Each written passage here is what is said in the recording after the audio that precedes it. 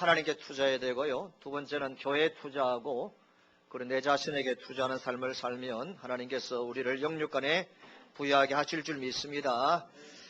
옛날 우리 목사님들이 사용했던 아주 썰렁한 개그가 하나 있습니다. 우리나라가 이렇게 잘 살고 또 우리나라 백성들이 이렇게 잘 먹고 잘 사는 이유가 있습니다. 그 이유가 어디인지 아십니까? 그것은 우리가 할머니들을 잘 두었기 때문인데, 저도 경험했습니다만 우리가 어릴 때에 코가 줄줄줄 나오면 할머니들이 수건이나 가져와가지고 코에다가 툭 대고 뭐 해라? 제발 흥해라 흥해라 흥해라. 잘 안 놓으면 더 세게 흥해라 흥해라. 그러는 바람에 우리나라가 흥하게 되었다라는 나이 많은 분들의 개그입니다. 결국 웃는 분들은 구시대의 분들인 것 같는데, 사랑하는 성도 여러분, 하나님께서 우리를 부유하게 하실 줄 믿습니다. 그렇게 하기 위해서는 우리가 교회를 어떻게 생각하고 교회에서 우리가 어떤 자세로 삶을 살아갈지를 잘 알면 하나님께서 교회를 통하여서 복을 주십니다. 하나님은 교회를 통하여서 복을 주십니다. 세우신 종을 통하여 복을 주십니다. 담임 목사님이 언제 교회를 사임하고 떠나야 합니까? 목사님이 교회를 떠나야 할 때가 있습니다. 언제냐? 저는 두 가지라고 생각을 하는데, 첫째는 저희 아버님이 항상 저에게 말씀하고 가르쳤던 것인데, 교회가 목사를 정말로 원하지 않을 때, 교회가 목사를 정말로 원하지 않으면 먹고 사는 문제가 심각한 문제일 때 할지라도 교회가 원하지 않으면 교회를 떠나야 된다.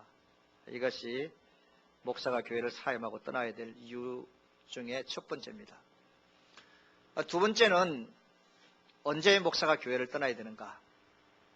교회가 크게 부흥했을 때, 교회가 크게 부흥하고 교회가 크게 성장했을 때, 수많은 교인들이 목사를 향해 박수치고 우리 목사님 최고다 생각하고 그런 가운데 영광과 존귀를 받게 되어지는 그 순간에 목회자는 그 교회를 떠나야 된다고 저는 그렇게 생각을 합니다. 아직도 우리 교회는 크게 부흥 안 했으니까요. 왜 그렇습니까? 아무리 성경을 읽어봐도요, 성경을 읽어볼수록 성경이 말하는 것이 있습니다. 이 땅에서 내가 영광과 칭찬을 받게 되었으면 천국에서의 상급이 없습니다. 믿습니까, 여러분? 이거는 성경이 말하고 있습니다. 이 땅에서 내가 목회를 성공을 해서 온 교인들이 칭송하고 박수치고 목사님 최고답고 하게 되었으면 하나님이 받아야 될 영광을 나도 모르는 가운데 가로채게 되어지고, 하나님께 돌려야 될 영광을 교인들이 하나님께 돌리지 않고 목사에게 돌리게 되어지니 그 목사는 천국 가서는 입성은 할 수 있겠으나, 천국에 들어가서 천국 생활을 할 수 있겠으나 천국에서 주는 영광과 칭송과 상급은 받지 못할 뿐 아니라 적다라고 볼 수밖에 없습니다. 제가 이 말씀을 3년 동안 공부했잖아요. 오늘 순복음 교회뿐 아니고 우리 같은 이제 고신교회지만은 방고측이라고 하고 있는 교단이 있는데 아주 가장 큰 교회입니다. 경향교회라는 교회도 있는데 그 교회도 상당히 어렵습니다. 오늘 교회들이 어려운 이유를 가만히 살펴보면 여러 가지 이유들이 있겠지만은, 물론 사탄이 들어오고 이단이 들어가는 것도 있지만은 결국 담임 목사님이 그 영광의 자리에서 빨리 내려오지 아니함으로 인하여서 결과적으로 사탄이 틈타고 그 후유증으로 교회가 어려운 겁니다. 오늘 이 시대는 어떤 시대입니까, 여러분? 내가 살아야 하기 때문에 남을 죽여야 합니다. 내가 살아야 되기 때문에 남을 죽여야 되고, 내가 올라서기 위해서 남을 밟아야 될 시대입니다. 교회도 마찬가지죠. 우리 교회가 부흥하려고 하니까 다른 교회가 어려워야 이삭을 쭈을 수 있는 겁니다. 목사의 세계도 그런 모습도 볼 수 있습니다. 특별히 우리나라 백성들이 이 부분에서 굉장히 강한 것이 아마 민족성인 것 같아요. 사촌의 논을 사면 내 배가 뭡니까? 아플 정도가 뒤틀립니다. 사촌의 논을 사면 여러분 내 속이 뒤틀립니다. 사촌이 논을 사면 가서 오히려 밥을 한 그릇 사줘야 되는데 주변에 있는 사람들이 잘 되면 내 속이 뒤틀립니다. 이것이 우리의 민족성이에요. 이 민족성이 교회 안에도 주를 위해서 섬기는 직분자들 가운데도 그대로 있습니다. 특히 유교적인 부분에서 찾아온 것인데 이 뿌리 뽑지 않으면 하나님의 교회가 승수하지 못합니다. 오늘 본문 말씀에 보니까 사촌이 논을 샀는데 배가 아픈 게 아니고 아픈 배가 싹 나선 사람이 있습니다. 세례 요한입니다. 사촌이 논을 사고 사촌이 잘 되면 칭찬을 받으면 내가 배가 아프고 시기하고 질투해야 되는데 오히려 기쁨이 충만한 사람이 등장하고 있는데 그분이 바로 세례 요한입니다. 세례 요한이 어떤 사람이냐? 예수님께서 마태복음 11장에 보니까 세례 요한은 여자가 낳은 자 중에 가장 큰 자라고 했습니다. 다시 말하면 예수님 외에 이 땅에 출생한 자들 가운데 사람들 가운데 가장 큰 자가 누구냐? 세례 요한이라고 성경은 말씀하고 있는데 누가? 예수님 말씀하신 거죠. 가장 큰 자인 이 세례 요한이 예수님 앞에서 어떤 자세를 취했는지를 보고 우리가 주님의 나라와 교회를 섬길 때에 우리가 어떤 자세를 취해야 되는지의 답을 우리에게 주고 있습니다. 특히 오늘 말씀에 보니까 24절 요한이 아직 옥에 갇혔을 때라는 말씀이 나오는데 왜 이 말씀이 오늘 22절부터 30절 말씀 속에 끼어들어 있을까 생각을 해보셔야 됩니다. 요한이 아직 옥에 갇히지 아니했다고 말하죠.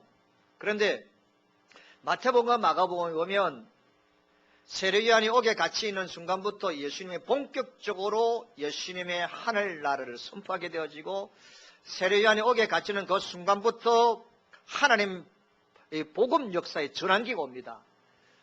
세례 요한이 옥에 갇힌다는 것은 구약의 마지막 선지자이지 않습니까? 구약의 마지막 선지자 옥에 갇히고 구약의 문이 닫히게 되어지는 순간 신약의 문이 열리면서 예수 그리스도 등장하게 되어지고 예수 그리스도 전하는 하나님 나라 복음이 크게 확산되어지는 겁니다. 그러니까 구원의 역사가 활짝 펼쳐지는 시기가 언제냐면 세례 요한이 옥에 갇힘으로 인하여서 그렇다는 것을 성경을 통해 우리 알 수가 있습니다. 그런데 지금은 아직도 세례 요한이 옥에 갇히지 아니할 때입니다. 예수 그리스도가 본격적으로 구원의 역사와 사역을 펼쳐가기 그 전인데 주님께서 하나님 나라를 본격적으로 선포하고 주의 나라가 빠른 속도로 확산되어져 가기 전에 어떤 일이 있었는가를 우리에게 말씀해 주고 있습니다.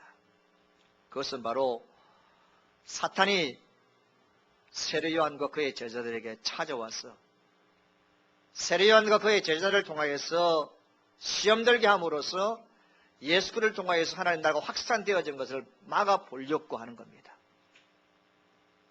사탄은 예수 그리스도가 가져오는 복음의 능력이 다이너마이트인 것을 알았습니다.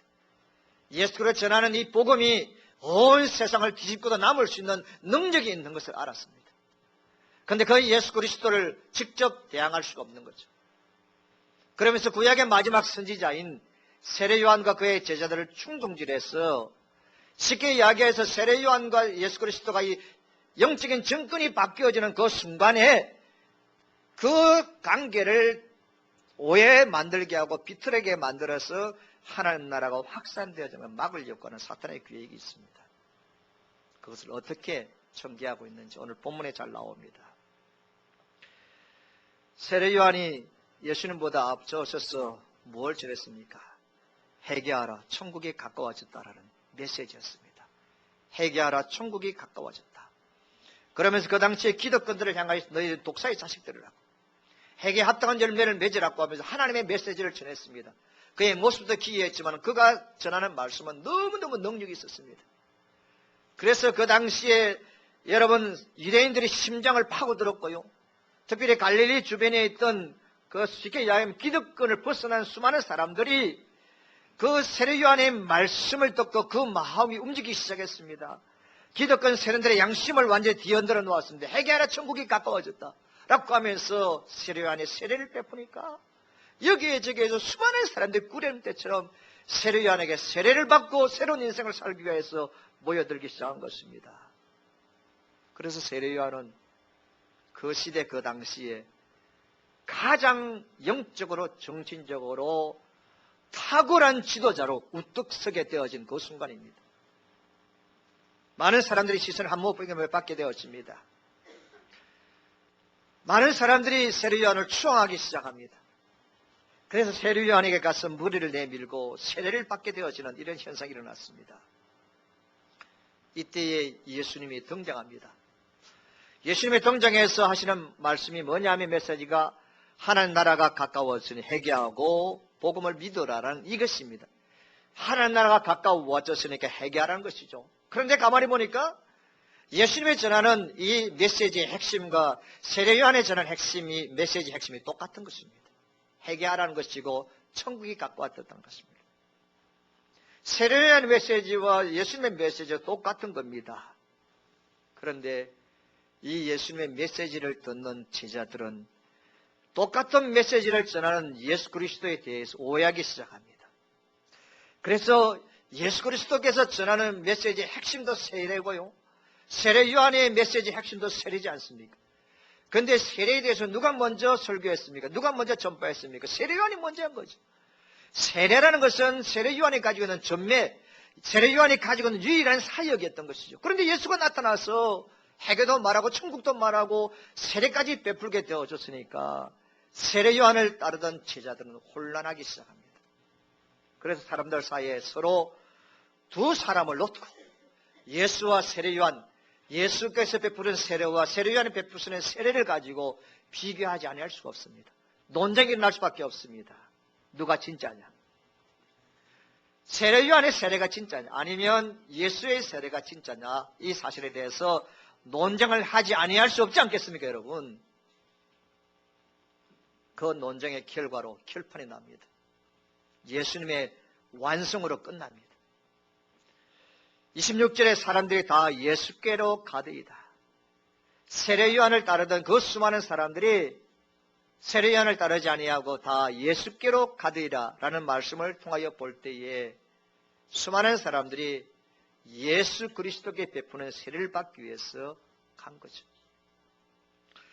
자, 여러분, 이런 현상이 일어나게 되어지니까 가장 화가 나는 사람들이 있습니다. 그것이 바로 세례 요한의 제자들입니다.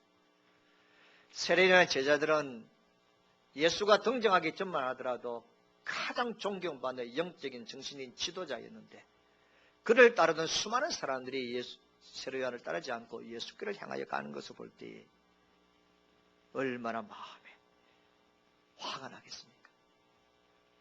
사람들이 봐라, 세례 요한의 제자들에게 야, 네가 따르던 서성 세례 요한의 시대는 끝났다. 근데 이상한 것은 세례의 원형은 세례 요한이지 않느냐? 세례 요한이 세례를 먼저 전하지 않느냐? 근데 사람들이 세례 요한을 따르지 아니하고 다 예수께로 몰려갔지 않느냐? 사람들이 그렇게 말하기 시작했겠죠. 세례 요한을 따르는 제자들이 화가 치밀어 오릅니다.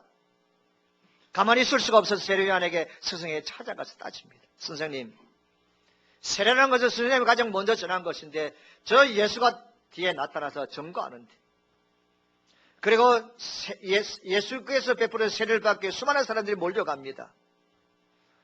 하나님 나라에 대해서 세례에 대해서 전파하는 부분에 있어서는 우리 선생님 세례 요한 당신께서 선배이지 않습니까? 하나님 나라에도 사역에도 질서가 있지 않습니까? 세례를 베푸고 하나님 나라를 선포하는 이것은 선생님의 영역 아닙니까? 근데 영역이 침범되어진 이 상황 속에서 왜 선생님은 가만히 있습니까? 라고 하면서 제자들이 예수님께 세례 요한에게 찾아가서 따집니다. 따지는 것이 아니고 어떤 놈의 충동질하는 거죠. 왜 가만히 있느냐고.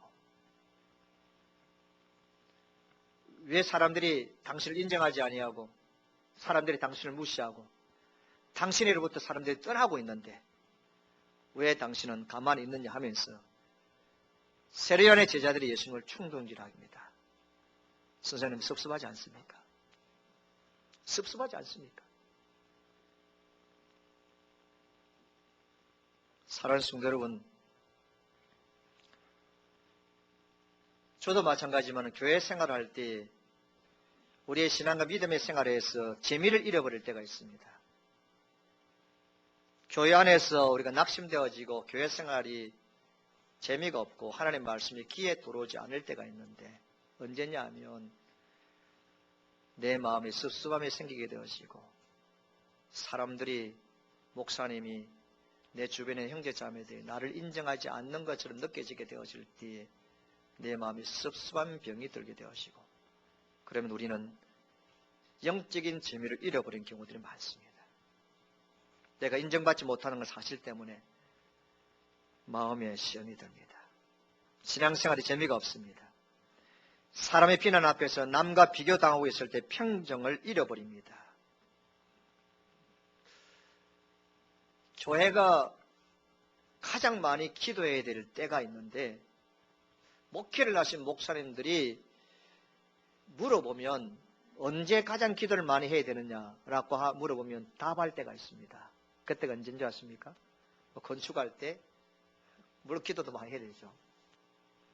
그러나 교회가 가장 기도 많이 해야 되며 시험에 들지 않도록 기도 가장 많이 해야 될 때가 언제냐? 대부분의 목사님들이 장로 뽑고 권사 뽑고 안수집사 뽑을 때라고 합니다. 그거 뽑고 난 이후라고 합니다. 왜? 마음의 습습함 때문에 찾아오는 사탄의 유혹 때문에 교회 생활이 재미없고 교회를 가까이 하기 싫고, 그리고 함께 교회를 섬기는 자들이 보기 싫을 때가 있는 거죠.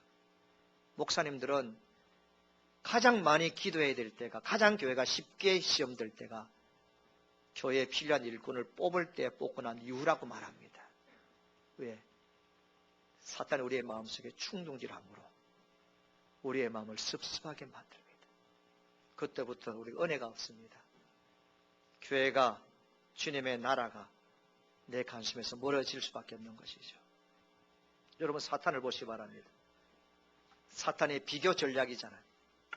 세례 요한의 세례와 예수 그리스도의 세례. 자, 어느 것이 옳으냐고 변론까지 합니다. 그런데 예수 그리스도가 이겼습니다.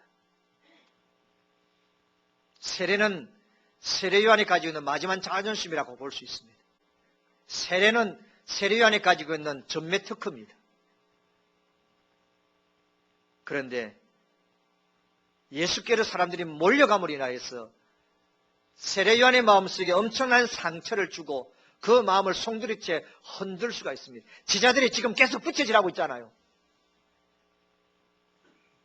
이때 세례 요한이 정확하게 답을 줍니다. 제 아들이 찾아와서 왜 선생님이 가만히 있습니까? 찾아가서 좀 따지죠. 찾아가서 좀 따져야 왜 그렇게 가만히 있느냐라고 따졌을 때 세례 요한이 답하기를 27절에 따라하시다. 만일 하늘에서 주신 바가 아니면 사람이 아무것도 받을 수 없느니라. 할렐루야. 이 말씀으로 답을 딱 합니다. 지자들은 가만히 있지 못해요. 지금까지 우리가 스승을 따랐는데 세례관에서는 스승님이 앞서고 먼저인데 제자들이 세례 요한의 마음을 충동질합니다. 그래서 예수 그리스도와 비교하게 만듭니다. 그때 세례 요한이 자기를 향하여서 충동질하는 사탄의 앞잡이 같은 그들을 향하여서 하는 말이 뭐냐면, 하늘에서 하나님의 주신 바가 아니면 아무것도 할 수가 없다는 거죠. 예수가 베푸는 세례도 하나님이 주신 것이고요, 내가 베푸는 것도 내가 베푸는 것이 아니고 하나님이 주신 것이라는 겁니다. 내 일은 아무것도 없다. 내가 스스로 만들어서 행하는 것이 없고 모든 것이 또 하나님 아버지께서 나에게 주신 것이고 하나님의 것이라는 것이죠. 복음도 하나님의 것이고 세례도 하나님의 것이라는 것이죠. 세례 요한이 하늘에서 주신 바가 아니면 사람이 아무것도 받을 수가 없다라는 이 말씀입니다. 사랑하는 성도 여러분, 2014년 한 해뿐 아니라 우리가 남은 생애 동안 주님의 나라와 교회를 섬기는 저와 여러분들이 평생 잊지 말아야 될 말씀입니다. 나의 눈물도 하나님의 것이고 나의 기도도 하나님의 것이고 나의 열심도 하나님의 것이고 나의 봉사도 하나님의 것이고 나의 시간도 하나님의 것이고 내가 주를 위해서 헌신한 모든 것들도 하나님으로부터 받은 것입니다. 내가 설교하는 것도 혹시나 내가 설교를 잘하고 은혜롭다 할지라도 그것은 나의 것이 아니고 하나님이 주신 거예요.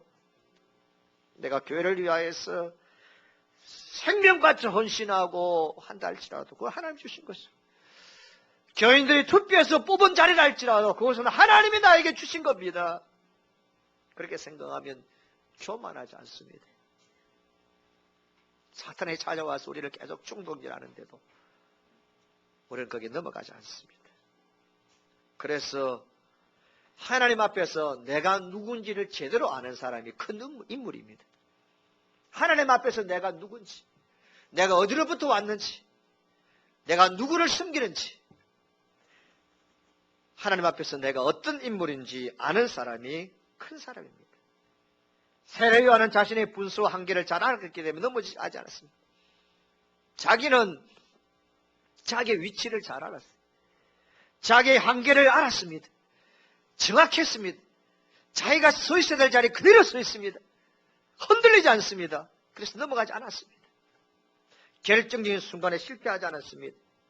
아차는 순간에 자기가 잘 넘어뜨리려고 하는 제자들의 그 충동질, 거기에 대한 답은 하나님께서 주신 바가 아니면 자기는 아무것도 할 수가 없다는, 아무것도 받을 수가 없다는 이 답으로 한순간에 사탄의 유혹을 이기게 됐습니다. 사탄은 사람들은 너가 다 했다. 참 목사님 능력이 있어서, 목사님의 능력이 있어서 목사님 때문에 우리 교회가 부흥했습니다. 크게 성장했습니다. 계속 붙여지라면 교만하지 않을 사람이 아무도 없습니다. 그래서 박수 칠 때 떠나란 말이 성경에서 말하는 말은 아니지만은 일리가 있는 말입니다. 우리 영적 세계도 마찬가지입니다. 사람이 겸손하게 된다면 얼마나 어렵습니까? 조그만 일을 이루어놓고도 내 스스로 대견하게 생각하고 내 스스로 자랑하고 싶은 마음이 내 속에 있지 않습니까? 이런 것들은 알량한 범인들의 모습입니다. 오늘 세례요한을 보시기 바랍니다. 하늘에서 주신 바가 아니면 사람이 아무것도 받을 수가 없다. 하늘에서 주신 바가 아니면 아무것도 받을 수가 없고, 하나님이 하늘에서 주신 것을 받아서 그 받은 것을 가지고 주를 위해서 살아가는 것입니다. 하나님이 주신 것을 받아서 살아간, 내가 스스로 내가 자아 발전되어지는 것, 내 속에서 일어나는 거 없습니다. 이 사실을 가장 잘 알았던 사람이 사도 바울입니다. 사도 바울이 그가 주님 부르시는 그날까지 주를 위해 살아가는 사역자로도 한 줌의 부끄러움 없이 하나님의 영광을 가리지 않냐고 살아갈 수 있었던 비결이 두 가지입니다. 자기가 가지는 열심은 자기의 열심이 아니라 하나님의 열심이었습니다. 자기에게 복음을 전하는 가운데 병든 자를 고치고 귀신을 쫓아내는 수많은 사역들을 하는 가운데도 자기 마음속에 만족이 있고 기쁨이 있을 때 그 만족과 기쁨은 내 속에서 솟아나는 것이 아니라 뭐라고요?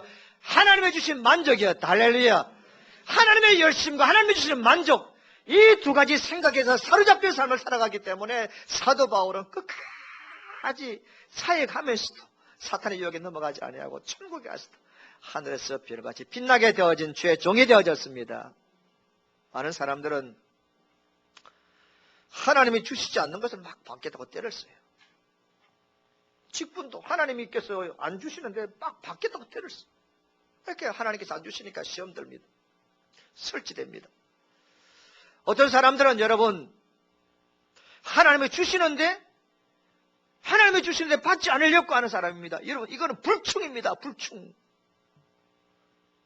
하나님이 주시려고 하는데 안 받으려고 합니다. 이거는 하나님의 반역이에요. 하나님께서 주시지 않는 것을 받으려고 하는 것도 교만이지만 하나님이 주시는 것을 받지 않으려고 하는 것도 불충입니다. 그래서 교만과 불충은 은밀한 의미에서 같은 거예요. 그래서 우리 꿈이 있는 교회 성도들은 교만과 불충의 죄를 짓지 않기를 축원합니다. 세례요한을 보시기 바랍니다. 그는 시기심을 충동질하는 제자들 앞에서 몹시도 분해하고 흥분하는 제자들 앞에서 분하지 않습니다. 흥분하지 않습니다. 오히려 하나님 맡기신 일을 성실하게 감당했다라는 행복과 기쁨이 있습니다. 인간의 섭섭한 따위는 아무런 가치가 없는 것이죠. 우리가 알아야 될 것이 이것입니다. 왜 하나님께서 저와 여러분들을 하나님께서 우리를 왜 이 교회로 부르셨는지, 또 하나님께서 왜 우리를 이 교회를 위해 헌신하게 하셨는지, 교회에 세운 목적과 하나님이 우리 교회를 통해 준 정체성을 한순간 잃어버리면 안 됩니다. 자, 이제 여러분, 그런 가운데 세례 요한이 28절과 29절 말씀에 자기는 그리스도가 아니라고 또 말하죠. 그러면서 하는 말이 그의 앞서서 보내심을 받은 자라고 말합니다. 그러면서 이제 세례 요한이 아주 중요한 자기 위치를 이야기하고 있는데, 자기는 어떤 사람이냐? 그리스도가 아니라고 말했습니다. 사람들이 막 그리스도인 줄 알고 메시아인 줄 알고, 어떤 사람은 세례 요한의 능력을 행하니까 엘리야라고 생각하는 사람도 있습니다. 나는 아니다. 나는 저 메시아이신 예수 그리스도가 먼저 앞서온 자인데, 내가 앞서 와서 내가 하는 일이 어디에 있느냐에 대한 정확한 답을 어떻게 설명하느냐면, 신랑과 신부가 있는데 신랑이 신부를 만나고 신부가 신랑을 만나서 결혼식을 하게 되죠. 행복한 삶을 살아가는데, 자기가 하는 사역이 뭐냐면 신부들에게 신랑이 온다, 신랑을 맞을 준비를 해라, 미리 알려주는 거고, 그 다음에 신부가 신랑을 만났을 때의 그 행복하는 모습을 보고 자기는 기뻐하는 겁니다. 그래서 자기는 덜러리라는 거죠. 신부들에게 신랑이 온다는 소식을 전하는 것이 자기의 사역이고, 더 나아가서 이 신부와 신랑이 만나고 신랑이 신부를 만나는 가운데 너무 행복해하고 너무 기뻐하고 즐거워하는 모습을 보면서 자기가 기뻐하는 것이 자기의 위치고 자기의 사역이라는 겁니다. 우리 교회가, 저와 여러분의 위치가, 저와 여러분의 교회 생활의 목적이 어디에 있는가를 정확하게 이야기하고 있는 말씀입니다. 좀 더 들어보시기 바랍니다. 여기서 신랑은 예수 그리스도입니다. 신부는 이스라엘 백성이라 말하고 있습니다. 여러분, 이스라엘 백성들은 수백 년 동안 버림받은 신부였습니다. 버림받은 신부였는데 신랑 대신 예수님이 이 땅에 오셨습니다. 버림받은 신부였던 이스라엘 백성들에게 신랑이 왔다, 그리고 회개하라, 그분을 맞을 준비를 하라 라는 것이 세례 요한의 사명이었습니다. 그런데 또 한 가지는, 신부가 신랑을 만나서 행복해하고 즐거워하는 모습을 보면서 나의 기쁨이 충만케 하는 것이 나의 사명이라는 것을 말합니다. 무슨 소리입니까? 우리는 누굽니까? 우리는 신부입니다. 우리는 신랑이 누군지 모르고 살았던 사람들입니다.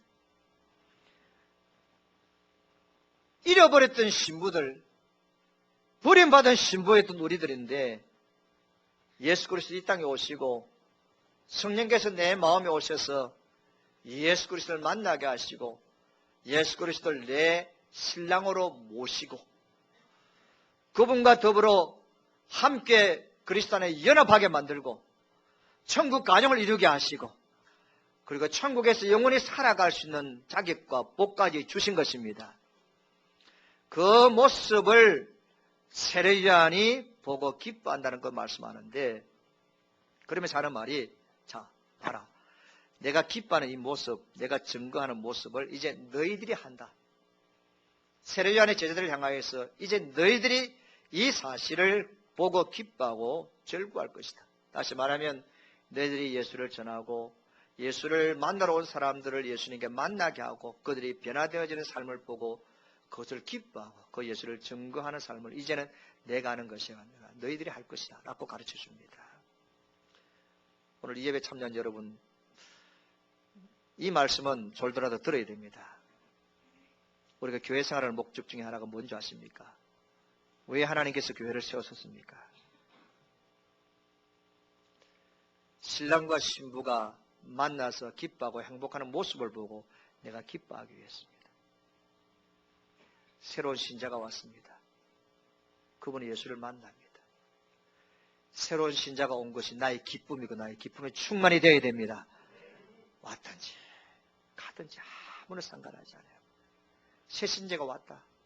누가 왔다는데 교회에서 강구하는 것을 끝나고 그 새 신자를 향하여서 이 교회 공동체 일원인 저와 여러분들 한 번도 기도하지 않는다면 그 사람은 주님이 오늘 여기서 말하고 있는 신자의 모습이 아닙니다. 새로운 신자가 와서 동덕하는 것을 보고 내 기쁨이 충만하고, 그분이 새가족 공부를 통해 예수님을 만나고 영접하고 세례를 받을 때 더 기뻐하고, 그분이 교회 생활을 착실히 하는 가운데 교회를 위해서 사역하게 되어지고 집사가 되어지는 모습을 보고 더 기뻐하는 것이 저와 여러분들, 이것이 교회의 모습이어야 됩니다. 이것이 우리의 모습이에요. 이것이 교회예요. 사랑하는 성도 여러분, 선교지에 교회가 세워지고 주의 종이 파송되어지고 들리는 바에 의하면 믿는 자의 수가 점점 더 많아진다는 소식을 들었을 때에 그것이 어느 누구의 소식보다 나에게 큰 기쁨의 소식으로 와 닿아야 됩니다. 이것이 교회입니다, 여러분. 이것이 교회입니다. 우리 성도들이, 믿음에 약한 성도들이 주님을 만나서 성숙해 되어지는 모습을 보고 너무 기뻐하는, 이것이 교회여야 합니다. 다른 사람이 신앙생활 어떻게 하든지 아무 상관하지 아니하고 내 혼자만 교회생활 열심히 하는 그것이 신앙의 모습이 아닌 것입니다. 하나님의 역사가 일어나게 되어지고 하나님의 은혜를 경험하는 성도를 볼 때마다 들을 때마다 그 본인보다도 내 마음의 기쁨이 충만해야 될 줄 믿습니다. 이것이 바로 주님께서 우리를 신자로 부르신 목적이에요. 신자로 부르신 목적이에요. 하나님의 교회가 조금씩 세워져 가고, 하나님의 교회가 조금씩 모양이 갖춰져 가고, 하나님의 교회가 성장하면서 하나님 나라가 조금씩 확장되어져 가는 것을 볼 때에 내 사업이, 내 직장에 잘 되는 것보다 훨씬 더 기뻐하는, 절구하는 것이 오늘 저와 여러분들의 모습이어야 됩니다. 이것이 바로 교회입니다. 교회입니다. 신랑의 음성을 듣고 그 친구는 크게 기뻐한다. 내게는 이러한 기쁨이 충만하노라. 저들에게 가르쳐줍니다.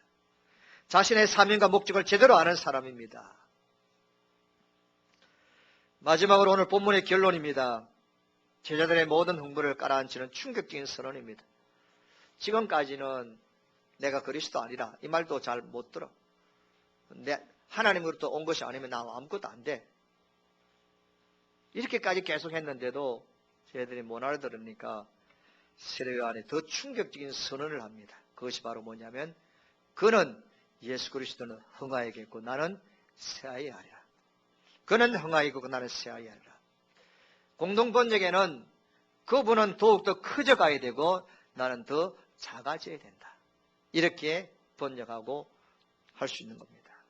무슨 이야기입니까? 구약의 마지막 선지자 요한의 역할이 마무리되어 간다는 사실을 분명히 하고 있습니다. 이제 예수와 그를 따르는 무명의 어부들에 의해서 구원의 시대, 복음의 시대가 펼쳐질 것에 대해서 이야기를 합니다. 구약의 그 어떤 인물, 그 어떤 선지자보다 세례 요한은 더 큰 역할을 감당한 것입니다. 그래서 여인이 낳은 자 중에 세례 요한보다 더 큰 자가 없다라고 말합니다. 그러면서 그는 이 영광스러운 하나님 나라를 위해서 예수 그리스도 흥하여야 되고 나는 쇠한다는 겁니다. 더 솔직하게 이야기하면 그분이 흥하는 일을 위하여, 그분이 잘 되는 일을 위하여 나는 망해도 좋다는 겁니다. 사람들이 어느 누구도 나를 향하여 박수치지 아니하고 칭찬하지 않더라도 그분이 높임을 받으시고 그분의 영광을 받으시고 그분이 선포하는 주의 나라가 더 확산되어지면 그것으로 만족하겠다는 겁니다. 그분은 흥하더라도 나는 망해도 상관이 없다는 겁니다. 교회 안에 보면 두 종류의 사람들이 있죠. 교회 생활하면서 예수의 이름을 빌려서 신앙인의 이름을 가지고 열심히 이름을 가지고 끊임없이 자신을 인정받고 자신을 흥해 보려고 하는 무리들도 오늘 교회 안에 많습니다. 예수의 이름을 빌려서 복을 받고 신앙의 힘을 빌려 소원 성취하고 나를 높여보겠다는 사람들이 교회 안에 많아요. 하나님 나를 위해서 사는 사람이 아니라 자신을 위해서 예수와 신앙을 이용하는 자들이 많습니다. 그러나 둘째로 세례 요한처럼 예수님을 높이기 위해서 하나님의 영광을 위해 자신을 세해지기를, 자신의 망가지기를, 자기가 작아지고 약해지기를 주저하지 않는 사람들이 있습니다. 이런 사람들 때문에 하나님의 교회는 지금까지 지탱해 왔습니다. 오늘 우리 교회는 이 두 번째 사람이 더 많아질 수 있기를 축원합니다. 여러분 어떻습니까? 나와 내 집을 위해서는 아무것도 아까운 것이 없으면서 하나님 나라를 위해서는 아무것도 투자하지 할 수 없는 소인 같은 그런 신자가 아닙니까? 건강과 취미와 여가 활동, 썩어질 몸을 가꾸기 위해서 시간도 돈도 아끼지 않지만은 주님의 보좌를 빛내고 주님의 나라를 섬기기 위해서 그 어느 것 희생하기를 악구하는 사람이 있다면 세례 요한의 고백과 전혀 거꾸로의 삶을 삽니다. 예수의 나라는 새하든지 말든지 남은 흥하면 된다 라는 그런 생각을 가지고 사는 신자에 불과할 것입니다. 애국자가 누굽니까? 나를 사랑한다고 뭐 큰 소리 치는 자도 아니에요. 자기는 새하더라도 여러분 민족을 흥하게 하는 사람이 애국자입니다. 참된 기업이 누굽니까? 참된 정치인이 누굽니까? 자기는 새하고 자기는 사라지더라도 국가의 경제와 나라를 흥하게 하는 것으로 생각하는 사람이 진정한 정치인이죠. 그런데 이런 정치인들을 보기 어려운 시대입니다. 참된 그리스도인 누굽니까? 나는 새하지만 나는 망하더라도 주님과 주님의 교회는 흥하여야 되겠다라고 생각하고 헌신한 사람이 진정한 그리스도인인 줄 믿습니다. 어떤 사람의 주님의 기뻐하시는 직분자입니까? 하나님께서 우리 교회에 필요한 직분자는 누굽니까? 어떤 사람입니까? 자기는 망가져도, 자기는 세어져도, 자기는 인기 없어도, 자기는 욕을 먹더라도 주님의 교회만 잘 되면 된다. 주님의 영광만 잘 되면 된다. 주님의 나라가 세워지면 된다. 라고 생각하는 직분자가 주님이 기뻐하시는 직분자입니다. 이런 직분자들이 우리 교회에 쏟아지기를 축원합니다. 공동체가 사든지 말든지 나만 흥하겠다는 소인배들 너무 많잖아요. 우리 주변을 살펴보면 그런 소인배들이 교회 안에 들어오면 안 되죠. 예수님이 이 땅에 오신 이유가 어디에 있습니까? 내가 죽음으로 너희들을 살리겠다는 거 아닙니까? 예수님이 이 땅에 오신 목적은 내가 죽음으로 우리를 살리겠다는 거 아닙니까? 내가 가난해짐으로 너희를 부유케 하시겠다는 거 아닙니까? 예수님께 내가 저주를 받음으로 너를 복되게 하셨다는 거예요. 내가 엄부의 부림을 받더라도 너를 천국으로 인도하겠다는 것이 내가 사함으로 너희들을 흥하게 하겠다는 것이 예수님이 이 땅에 오신 목적 아니겠어요? 그렇다면 저와 여러분들이 어떤 삶을 살아야 될지 답을 손에 쥘 수 있습니다. 세례요한은 내가 세해져서 보잘것없는 인정받고 멸시와 천대를 받아 낮아지고 비방과 핍박을 받는다 할지라도 하나님의 교회만 잘되고 주님의 진리 운동만 잘 된다면 만족할 것이다 라고 고백하고 있습니다. 성도 여러분, 우리가 예수님의 자리에 서면 안 됩니다. 예수님의 자리는 따로 있습니다. 나는 나의 자리입니다. 그 자리에 세우신 분도 주님입니다. 그 자리에서 겸손하게 녹아져야 될 자도 우리들입니다. 내가 주인 되면 안 됩니다. 이번 주간에 가시나무라는 소양이 부른 노래를 자주 들었는데 제일 첫 번째 가사가 내 안에 내가 너무 많다는 거죠. 내 안에 내가 너무 많아요. 내 안에 내가 너무 많으니까 주님이 쉴 수가 없어요. 내 안에 내가 너무 많으니까 주님의 생각을 주님이 뜻하셔서 이룰 수가 없습니다. 내 안에 내가 너무 많으니까 내가 살아야 되죠. 내가 영광을, 내 의가 드러나야 되죠. 오늘 본문 말씀을 묵상하면서 저 자신이 아주 냉정하게 내 자신을 살펴볼 수 있었는데, 물론 저에게 뭐 결점이 많죠. 한편으로는 또 좋은 부분도 있습니다, 여러분. 그게 크게 별 욕심이 없잖아요. 뭐 출세하겠다, 뭐 명예를 가지겠다, 그런 야망도 없습니다. 더 나아가서 제 것을 꼭 챙기겠다는 그런 사람도 아니잖아요. 남들 앞에 대접을 받으면 나도 대접해야만이 내 적성이 풀리는 사람. 교회와 예수를 정말로 소중하게 여기는 목사 중에 한 사람입니다. 목사는 주님의 몸된 교회를 살리라고 보냄을 받은 사람입니다. 그렇기 때문에 저도 저 딴에는 교회를 살리겠다고 애를 썼고 또 쓸 것입니다. 여러분들이 하나님을 올바르게 섬기고 만날 수 있도록 여러분들이 복을 받고 세상에서 영육 안에 성공하기를 위해서 기도하고 나름대로 가르치고 나름대로 노력했고 할 것입니다. 그런데 저 마음에 언제나 속상함이 있는 거죠. 어떤 때는 화가 나기도 하고 어떤 때는 마음에 실망이 클 때도 있습니다. 그래서 어떤 때 기도도 되지 않고 어떤 때는 그 순간을 좀 벗어나고 싶은 그런 생각도 있는 거죠. 그런데 세례 요한의 이 말씀을 가만히 묵상하면서 제가 섭섭한 마음과 화가 나기도 하고 실망이 크게 되어진 이유가 있는데 하나만 알아서 그래요. 하나만 알아서 그렇습니다. 교회가 잘 되고 교회가 부흥하고 여러분들이 잘 되고 여러분들이 형통하게 되고 우리의 자녀들이 복을 받고 이 부분은 알았는데 이걸 위해서 애를 쓰고 이를 위해서 기도하고 이를 위해서 말씀을 전하는데 한 가지 몰랐던 것은 내가 쇠해져야 된다는 것, 내가 없어져야 된다는 것, 내가 작아져야 된다는 사실은 놓친 거죠. 그러니까 마음이 속상함도 있고 마음이 불편한 것도 있은 거죠. 성도 여러분, 우리가 주님의 교회를 섬기면서 정말로 주님은 흥하고 나는 쇠하여 지어야 된다 라는 생각을 조금이라도 하게 되었으면 나도 모르는 가운데 주님이 주시는 평강이 찾아올 줄 믿습니다. 그래서 그는 흥하여야 하고 나는 쇠하여야 하리라. 나는 흥하여야 되고 너는 쇠하여야 하리라는 이런 생각으로 가득 찬 이런 시대입니다. 교회 안에도 보면 교회가 어떻게 되든지 교회가 세상 사람들보다 손가락 자고 욕을 먹든지 교회 영광이 땅에 떨어뜨리든지 교회가 망하든지 교인이 줄어들든지 자기의 의의를 증명하려고 하는 사람들이 너무 많습니다. 교회가 어려움을 당하고 있고 교인들이 떠나고 세상 사람들이 지금 교회 아니라고 손가락 기도하고 그런 상황 가운데서도 자기만 옳다고 생각하고 자기의 의의를 증명하기 위해서 목숨을 끊은 자들, 이런 자들은 사탄의 앞잡이입니다. 하나님이 세우신 교회를 흥하게 해야 되는데 하나님의 세우는 교회를 망하게 하는 데 앞장섭니다. 뭘 가지고? 자기의 의의를 가지고. 여러분, 주님 앞에 가면 우리 얼굴이 억수로 뻘거질 때가 많아요. 주님 나라에 가보면 내가 그렇게 목숨을 걸었던 거 아무것도 아니야. 내가 옳다고 주장했던 건 아무것도 아니에요. 천국 가니까 아무것도 아니에요.